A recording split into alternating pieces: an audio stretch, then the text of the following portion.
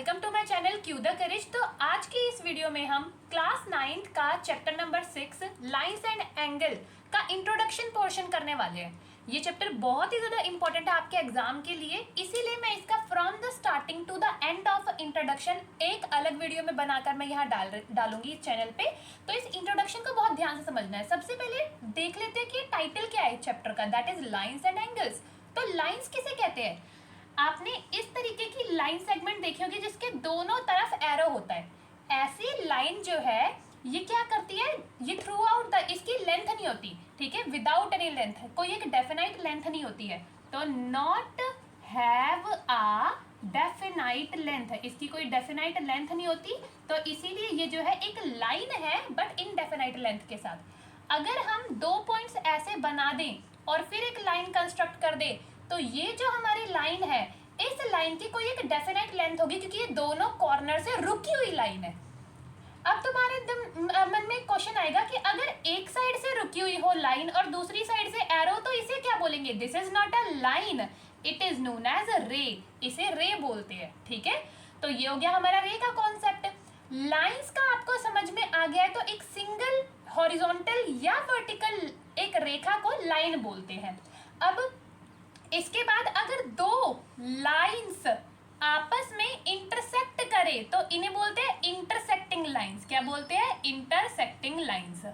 But ऐसे ही अगर दो लाइन आपस में सारे कॉर्नर से इक्वल डिस्टेंस पे, यहां से भी 6 सेंटीमीटर दूर, यहां से भी 6 सेंटीमीटर, ऐसी लाइंस को पैरेलल लाइंस बोलते हैं। क्या बोलते हैं? पैरेलल लाइंस बोलते हैं। तो ये हो गया हमारे लाइंस के बारे में इंट्रोडक्शन कि लाइंस क्या होते हैं।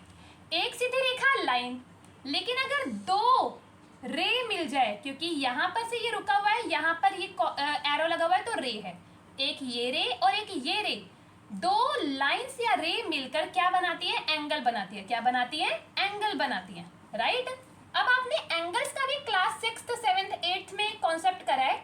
यहाँ पर मैं कुछ एंगल कंस्ट्रक्ट कर देती हूँ, इनको आप आइडेंटिफाई करने में एबल होगे कि ये कौन कौन से एंगल्स है, राइट। तो ये वाले मैंने कुछ एंगल्स बना दिए। तो ये एंगल आपने एक इंस्ट्रूमेंट भी अपना देखा होगा 7th और 8th क्लास में। इस तरीके का एक ज्योमेट्रिकल इंस्ट्रूमेंट होता है आप सभी के कंपास बॉक्स में, जिसके यहाँ पर 0 से स्टार्ट होता है, यहाँ पर 90 डिग्री होता है और यहाँ पर 180 डिग्री होता है, और यहीं पर काफी सारी मेजरमेंट्स होती है।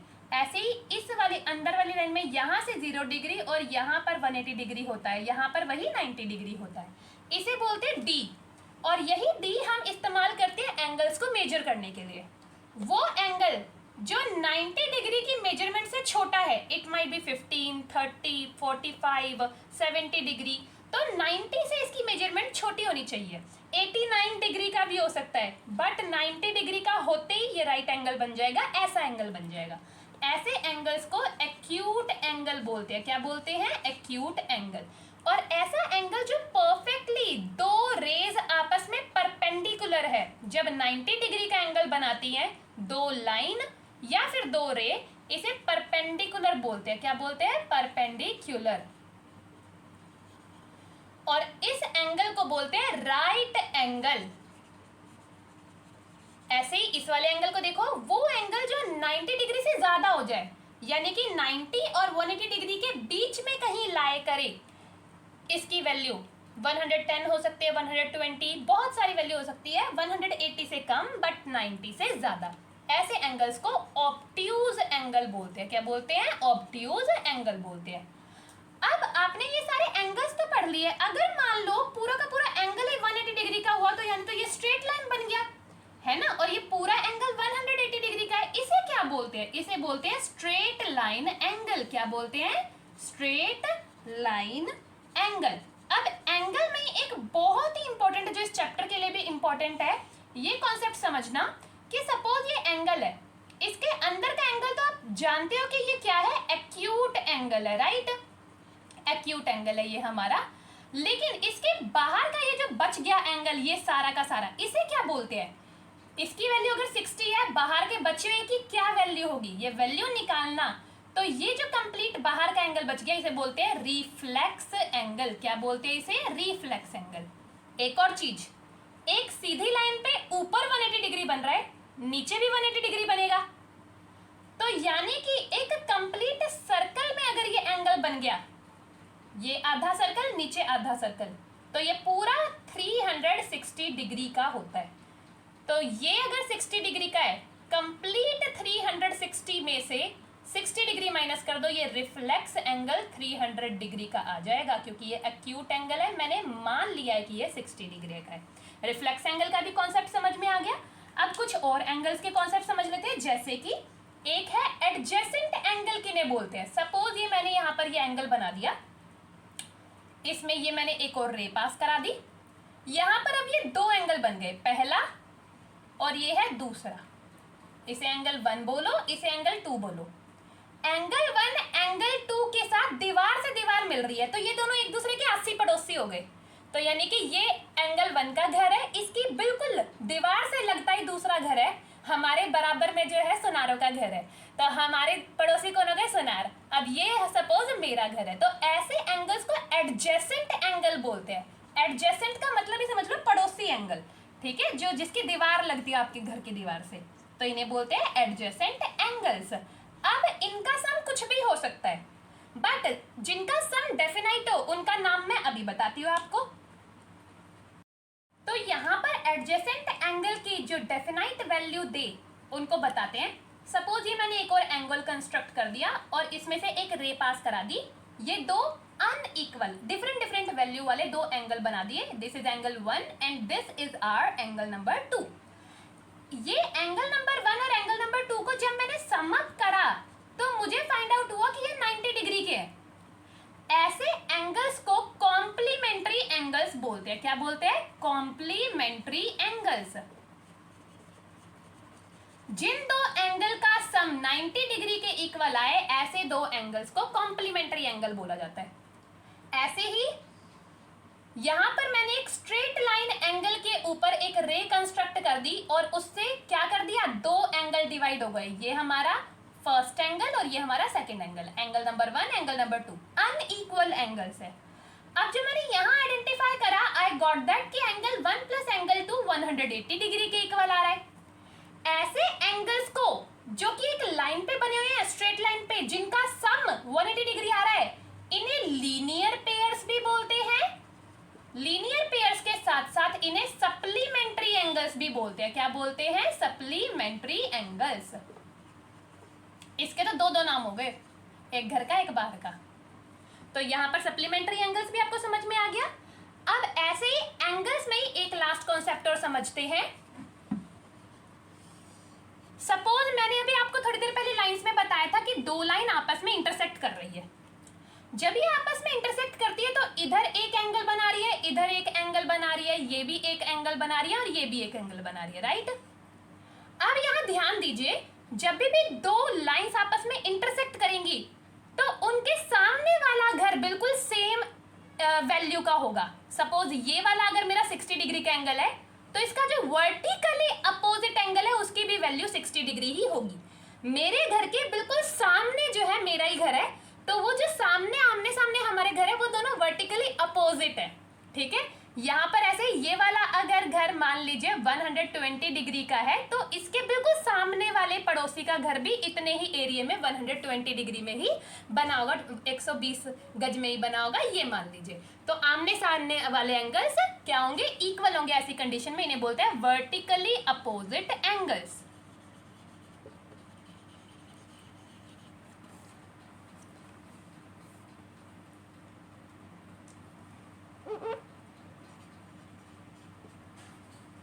तो वर्टिकली अपोजिट एंगल के बाद अब हम चलते हैं नेक्स्ट कॉन्सेप्ट पे, जो कि बहुत ही इंपॉर्टेंट है इस चैप्टर के लिए।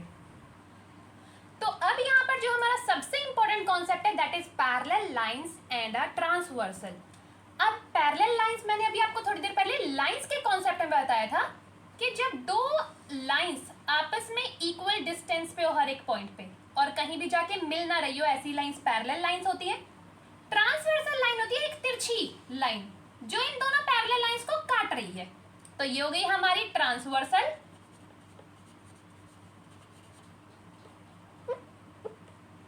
और ये दोनों हमारी हो गई एल और एम पैरेलल लाइंस, राइट।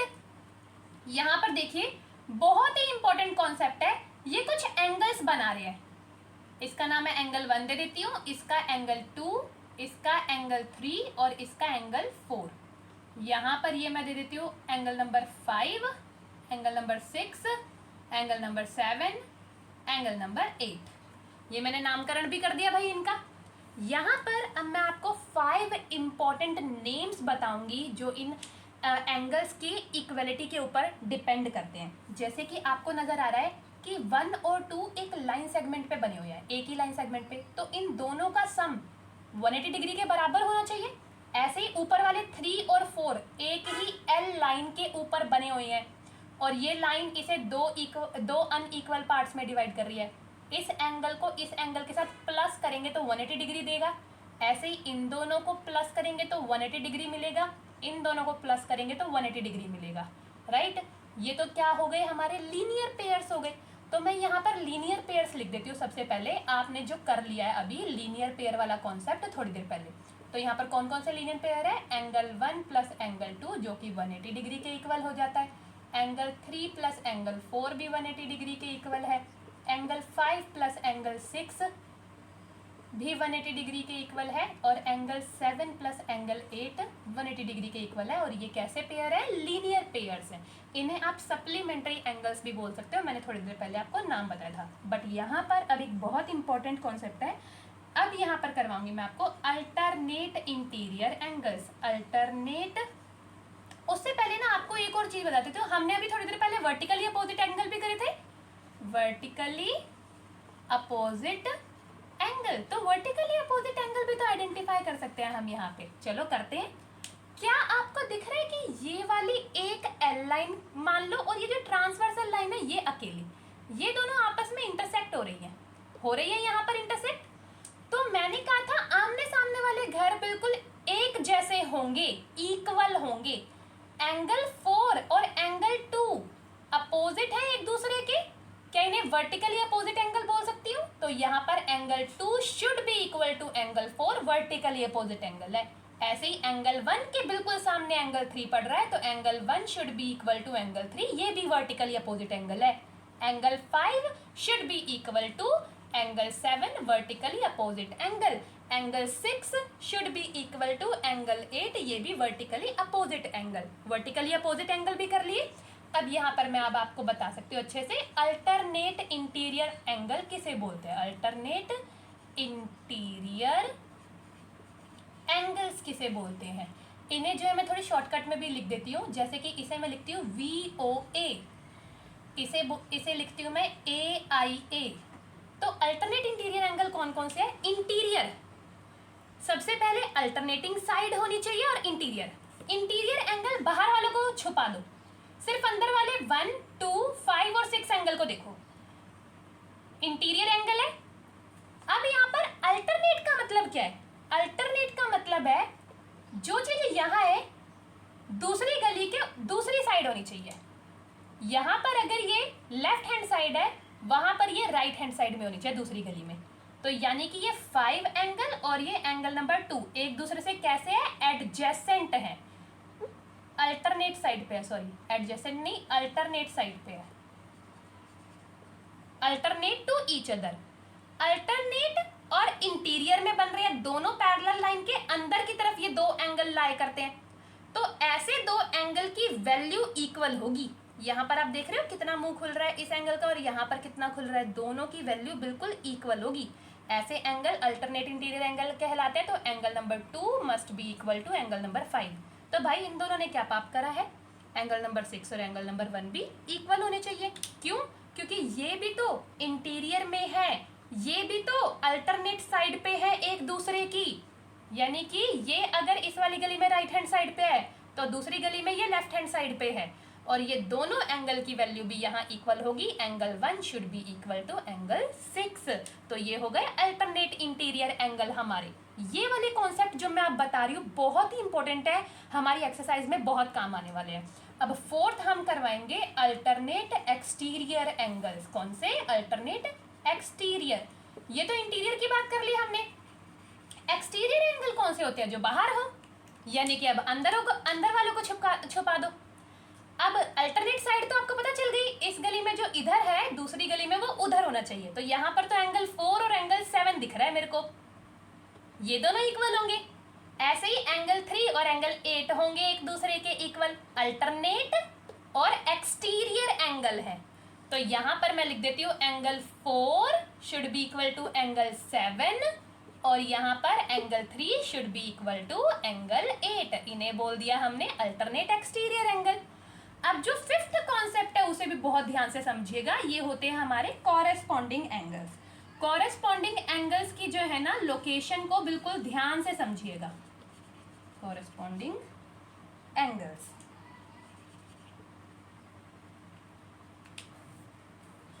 तो कॉरेस्पॉन्डिंग एंगल्स कौन कौन से होते हैं? कॉरेस्पॉन्डिंग साइड बता देती हूँ। ये एक लाइन है, इस लाइन के इधर दो एंगल बने हुए हैं 5 और 6। ये एक लाइन है, इस लाइन के ऊपर वाले देखने हैं। जैसे हमने एम लाइन के ऊपर वाले दो एंगल देखे हैं, इस एल लाइन के भी ऊपर वाले दो एंगल देखना। यहाँ पर जो 5 का जितना मुंह खुला हुआ है, एल लाइन के ऊपर भी इतने ही मुंह खुले हुए का एक एंगल बना हुआ है। इस एंगल का नाम है एंगल 4, इस एंगल का नाम है एंगल 5। यहाँ पर एम पे जो यहाँ से यू मुंह खुला हुआ एक एंगल 6 बन रहा है, ऐसे ही एल लाइन पे यहाँ पर एंगल 3 बन रहा है। तो कॉरेस्पॉन्डिंग साइड का मतलब इस गली में यहाँ वाला घर, सेम एग्जैक्ट लोकेशन दूसरी गली वाले घर की, तो इन दोनों की वैल्यू सेम होगी। Angle number 4 should be equal to angle number 5, angle number 6 should be equal to angle number 3। Ma'am ये तो आपने लाइनों के ऊपर वाले एंगलों की बात कर दी, ऊपर वाले एंगल्स की बात कर दी। मैं ये इरेज कर देती हूँ, इसको वापस से लिख देती हूँ मैं।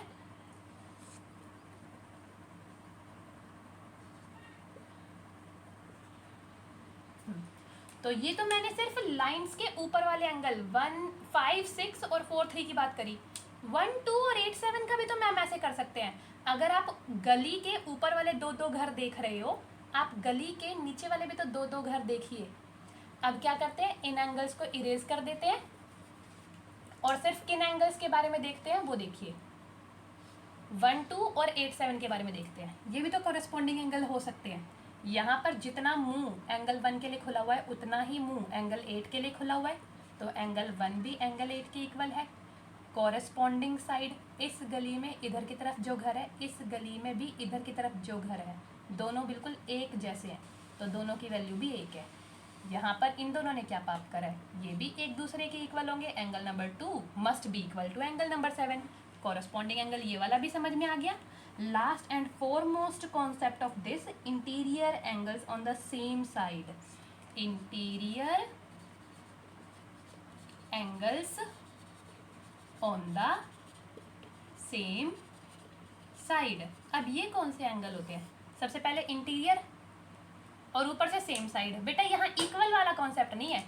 यहाँ मैंने नाम दिया था इस एंगल को 5, इस एंगल को 6, ये नाम दिया था एंगल 4 और ये नाम दिया था एंगल 3। अब ध्यान से देखना, अंदरूनी एंगल तो 1, 2, 6, 5 है और सेम साइड यानी कि 1 और 5 बिल्कुल गली के इस वाले साइड पे है और वो गली के उस वाली साइड पे है। तो 1 और 5 ये जो इंटीरियर एंगल है दोनों लाइन L और M के अंदर और एक ही साइड पे है, इन दोनों का सम ना बेटा 180 डिग्री के बराबर होगा। मैम आप ऐसे कैसे कह सकते हो? अब ध्यान देना, अल्टरनेट इंटीरियर एंगल में मैंने कहा कि जो 1 है वो 6 के बराबर है। मान लीजिए 5 एंगल जो है इसकी वैल्यू है 70 डिग्री और 6 एंगल की जो वैल्यू है इसकी वैल्यू है 110 डिग्री। दोनों को प्लस करो 180 होगा, लीनियर पेयर है। मैंने जब कहा कि एंगल 1 और एंगल 6 अल्टरनेट इंटीरियर एंगल है, तो जितनी वैल्यू एंगल 6 की है उतनी ही एंगल 1 की होगी वैल्यू, तो इसकी वैल्यू क्या होगी 110 डिग्री। अब एंगल 1 और एंगल 5 को प्लस करो जरा, 110 प्लस 70 क्या दोनों का सम है 180 नहीं आ रहा? तो इसी कॉन्सेप्ट के according interior angle on the same side का जो सम होता है वो 180 डिग्री होता है। मैम आपने इधर वालों का बता दिया, इधर वालों का भी ऐसे ही होगा बिल्कुल। एंगल 2 और एंगल 5 भी तो अल्टरनेट इंटीरियर एंगल्स हैं। अगर ये 70 है तो ये एंगल 2 भी तो 70 ही होगा। अब 70 और ये 110, एंगल 2 प्लस एंगल 6 करके देख लो, 180 डिग्री आ रहा है, तो एंगल 2 प्लस एंगल 6 भी interior angle on the same side should be equal to 180 degree वाले कॉन्सेप्ट के लिए एलिजिबल है। अब बाहर वालों का कोई ऐसा कॉन्सेप्ट नहीं है। ये 6 कॉन्सेप्ट आपको बिल्कुल अच्छे से दिमाग में बसा लेने हैं। अब हम थोड़े से और ट्राइंगल्स के कॉन्सेप्ट को देखते हैं। तो अब हम जो है ना वही पैरेलल लाइंस एंड ट्रांसवर्सल का एक और चीज समझ लेते हैं, लास्ट वन, उसके बाद हम ट्राइंगल के कॉन्सेप्ट पे जाएंगे। सपोज ये 3 लाइन दे रखी है हमें और इनसे एक ट्रांसवर्सल पास करा दी, ट्रांसवर्सल नहीं भी पास कराई कोई ऐसा इश्यू नहीं है, और हमें कह रखा है कि ये एल जो है पैरेलल है एम के, और ये एन है ये भी एम के पैरेलल है, यानी कि एल पैरेलल दे रखी है एम के, एन पैरेलल दे रखी है एम के, बट ये नहीं कहा कि ये एल और एन आपस में पैरेलल है। एल सिर्फ एम के पैरेलल है और एन सिर्फ एम के पैरेलल है, ये आपस में ये दोनों पैरेलल नहीं है। बट अगर ये दो चीज दे रखी है तो हम सिंपली कह सकते हैं एल पैरेलल है एम के और ये एम पैरेलल है एन के, तो ये दोनों भी आपस में पैरेलल लाइन ही कंसीडर करी जाती है। ये चीज याद रखना, ठीक है। अब हम चलते हैं डायरेक्ट ट्राइंगल्स के कॉन्सेप्ट पे। ट्राइंगल का कॉन्सेप्ट बहुत इंपॉर्टेंट है, आप लोग ये 7th 8th क्लास में भी कर चुके हैं अच्छे से। आपने देखा है कि suppose we have a triangle, तो इसके अंदर कितने एंगल्स बनते हैं, ट्राई एंगल, यानी कि 3 एंगल जिसके अंदर बनते हैं उसी को तो ट्राई एंगल बोलते हैं, तो इसके अंदर 3 एंगल बनते हैं। हमेशा से पढ़ते आए हो कि इन तीनों एंगल का सम 180 डिग्री होता है, पर कैसे? जिसने इसका आंसर मुझे सही सही दे दिया कमेंट सेक्शन में तो I will reward it, otherwise मैं अभी बताने ही वाली हूँ। तो जैसे ही आपकी वीडियो में ये सेक्शन चले ना तो उससे पहले मुझे कमेंट में बता देना कि मैम ये हमें पता था, ठीक है। वैसे ये जो है ना आपको क्लास 7th और 8th में भी शायद आपके टीचर्स ने बताया हो, बट मैं ऐसा करती हूँ अब यहाँ पर आपको समझाती हूँ कि मैंने कंस्ट्रक्शन कर दी, एक एल लाइन बना दी जो कि पैरेलल है। इस ट्राइंगल का नाम देना पड़ेगा भाई, A B C, B C के पैरेलल एल लाइन कंस्ट्रक्ट कर दी, इसके पैरेलल एल, तो यानी कि L is parallel to B C, ये मैंने कंस्ट्रक्शन कर दी। तो जब ये पैरेलल है और ये वाली ए बी ट्रांसवर्सल मैंने मान ली, ये पैरेलल और ये हो गई हमारी ट्रांसवर्सल लाइन, तो ये एंगल 2 यहाँ वाले एंगल के इक्वल होगा, अल्टरनेट इंटीरियर एंगल, तो इसे भी एंगल नंबर 2 कह सकती हूँ मैं। इन दोनों एंगल की वैल्यू सेम होगी, है ना। ऐसे ही ये वाला जो लाइन है यहाँ पर ये वाली ट्रांसवर्सल हो गई, ये पैरेलल है इस वाली लाइन की और ये ट्रांसवर्सल हो गई, एंगल नंबर 3 का ये वाला हो गया अल्टरनेट इंटीरियर एंगल। अब एक चीज देखिए, ये एक लाइन है, इस पे ये 3 एंगल लाई कर रहे हैं, एक स्ट्रेट लाइन के ऊपर टोटल एंगल बनता है 180 डिग्री का। इन तीनों एंगलों की जो वैल्यू होगी उसको जब मैं प्लस करूंगी तो वो वैल्यू किसके बराबर होगी, 180 डिग्री के ही तो बराबर होगी, स्ट्रेट लाइन पे बन रहे हैं। बट ये 2 एंगल तो इस ट्राइंगल के अंदर भी लाई करता है और ये 3 एंगल इस ट्राइंगल के अंदर भी लाई करता है। इसका मतलब क्या है कि ये जो एक ट्राइंगल है इसके अंदर के तीनों एंगलों का भी जोड़ जो है 180 डिग्री के बराबर होगा, और इसी को हम बोलते हैं angle sum property of triangle. Angle sum property of triangle बहुत ही इंपॉर्टेंट प्रॉपर्टी है, याद रखना। एक लाइन ड्रॉ करी जो कि बीसी के पैरेलल थी, उस लाइन के ऊपर यहाँ भी एक 2 एंगल बन रहा है, यहाँ 3 एंगल बन रहा है, तीनों एंगलों का जोड़ 180 डिग्री है। ये एंगल, ये लाइन जब इस लाइन के पैरेलल है और ये ट्रांसवर्सल है तो ये 2 एंगल अल्टरनेट इंटीरियर एंगल होंगे, ऐसे ही ये 2 एंगल अल्टरनेट इंटीरियर एंगल होंगे, तो यानी कि अंदर के तीनों एंगल का जोड़ भी 180 के बराबर होगा। Angle sum property of triangle भी समझ में आ गई। अब हम कुछ टाइप ऑफ ट्राइंगल्स के बारे में जान लेते हैं जो कि आपने पहले भी कर रखा है। आपने देखा होगा 6th 7th 8th में ऐसा ट्राइंगल जिसकी तीनों साइड इक्वल होती है, ऐसे ट्राइंगल के तीनों एंगल भी इक्वल होते हैं, इसे बोलते हैं हम इक्विलेटरल ट्राइंगल। क्या बोलते हैं इसे? इक्विलेटरल ट्राइंगल बोलते हैं। तीनों एंगल की वैल्यू सेम है, और अगर तीनों एंगल की वैल्यू सेम है, मैं x मान लेती हूँ तीनों की वैल्यू को, तो ये 180 के बराबर होगी। अब ये एल्पेनलीबे की टॉफी और ऐसी 2 और हैं, तो टोटल कितनी होगी? 3 एल्पेनलीबे की टॉफी। तो यहाँ पर सिंपली एक एल्पेनलीबे की टॉफी की कीमत आ जाएगी कितनी बेटा? 60 डिग्री। तो यहाँ पर एक एंगल आ गया 60 डिग्री का। हमेशा एक इक्विलेटरल ट्रायंगल में सारे एंगल 60-60 डिग्री के होते हैं, ये चीज याद रखना। और इसके तीनों साइड भी इक्वल होती है। एक दूसरे टाइप का ट्रायंगल और आप लोगों ने कर रखा है, एक ऐसा ट्रायंगल जिसकी अब दो ही साइड इक्वल है, बट ये थर्ड साइड अनइक्वल है, इसकी वैल्यू ही नहीं पता। दो ही साइड इक्वल है तो इसके दो ही अपोजिट एंगल इक्वल होंगे एक दूसरे के, और ये थर्ड एंगल किसी और वैल्यू का होगा। यहाँ पर ये वैल्यू वेरी कर सकती है। इसे बोलते हैं आइसोसेलेस ट्रायंगल। क्या बोलते हैं? Isosceles triangle. इसका एक और एग्जांपल ले सकते हैं, जब हम एक 90 डिग्री कंस्ट्रक्ट करते हैं, ये साइड और इस साइड इक्वल है, ये थोड़ी अनइक्वल साइड है, ये 90 डिग्री है, तो इसके ये अपोजिट एंगल तो इक्वल होंगे ही होंगे, तो इनकी वैल्यू 45 हो जाएगी ना। ऐसे ट्रायंगल को जिसमें एक एंगल 90 डिग्री बन रहा हो, इसे राइट एंगल ट्रायंगल बोलते हैं, राइट एंगल ट्रायंगल। और अगर ये आइसोसेलेस भी हो तो इसे राइट एंगल आइसोसेलेस ट्रायंगल बोलते हैं, याद रखिएगा। ठीक है। अब एक ऐसा ट्रायंगल जिसकी कोई भी साइड्स इक्वल ही ना हो, अनइक्वल हो, अनइक्वल एंगल्स हो, इसका नाम आप मुझे कमेंट सेक्शन में बताओगे, क्योंकि ये सारे कॉन्सेप्ट आप 6th 7th 8th में कर चुके हैं। अब यहाँ पर एक और चीज लास्ट में ट्रायंगल्स के एंगल के बारे में बताना चाहूंगी। सपोज एक ट्रायंगल है हमारे पास, और इसकी कोई भी एक साइड, आप यहाँ से ये वाली साइड भी प्रोड्यूस कर सकते हो, यहाँ से ये वाली साइड भी, यहाँ से ये वाली साइड प्रोड्यूस कर देती हूँ मैं, कोई भी एक साइड इसकी प्रोड्यूस कर दो। इस साइड के ऊपर एक एंगल बन गया, ठीक है।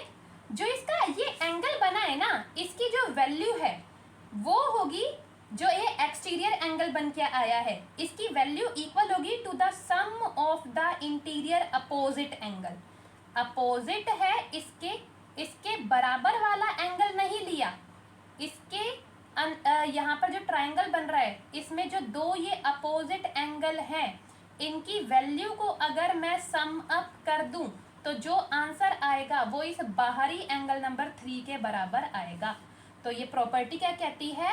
The value of the exterior angle constructed by producing a side of a triangle should be equal to the sum of the opposite angle of the triangle. ठीक है, ये आपकी थ्योरम भी है आपकी बुक में। बस यही चीज आपको समझने की जरूरत थी कि बाहरी एक एंगल की जो वैल्यू है, उसके पड़ोसी को छोड़कर उसके सामने वाले दोनों घरों की वैल्यू को जोड़ दो, उतनी आएगी इसकी वैल्यू। ठीक है, यहाँ पर हमारे ये सारे कॉन्सेप्ट खत्म होते हैं चैप्टर नंबर 6 के। अब हम मिलते हैं अगली वीडियो में, जिसमें मैं एक्सरसाइज 6.1 करवाऊंगी। आज के लिए इतना ही। Do like, share and subscribe my channel Q the courage. Thank you, have a nice day.